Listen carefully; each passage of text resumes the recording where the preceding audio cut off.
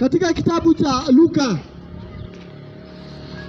ile mstari wa 16, tusikie desturi ya Mwokozi wetu. Desturi ya Mwokozi wetu ilikuwa kufanya nini?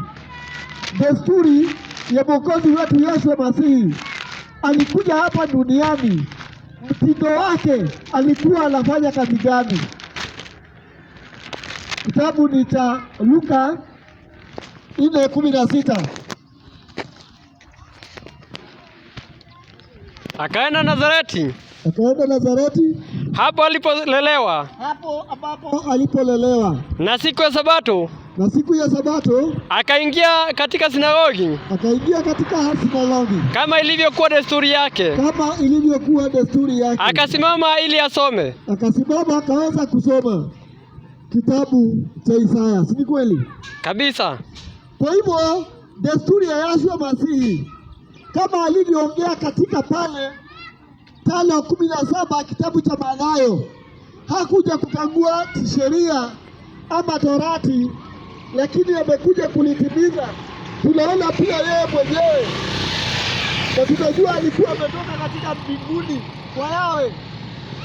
Kwa hivyo mambo ambayo aliyokuwa anafanya ni mambo ambayo baba yake Yawe alikuwa amemwagiza akuje afanye, na akakuja akaanza Nazareti kama alivyolelewa na kama ilivyokuwa desturi yake, akaingia katika sinagogi siku ya Sabato. Kwa hivyo siku ya Sabato, msikilizaji wa leo ama msikilizaji wa Sofia, siku ya Sabato ni siku ya Sabato ni siku ambayo ni ya kuheshimiwa na si siku ya kufanya kazi.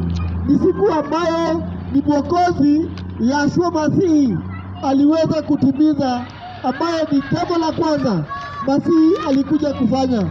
Wacha tusikie muumba wa mbingu na nchi. Muumba wa mbingu na nchi mwenyewe anasemaje kuhusu siku ya Sabato? Kitabu ni cha Mwanzo 2:3.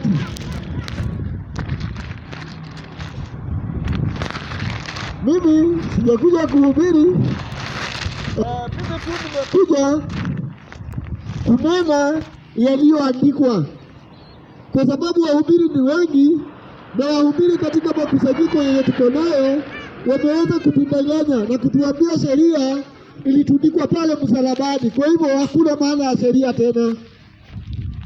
Tusome tusikie Yawe mwenyewe, muumba wa mbingu na nchi, anasemaje kuhusu hiyo sheria yake.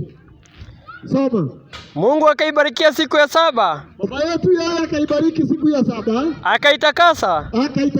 Kwa sababu katika siku hiyo Yawe alistarehe. Yawe aliweza kustarehe, akaacha kufanya kazi yake yote, aliyoiumba na kuifanya.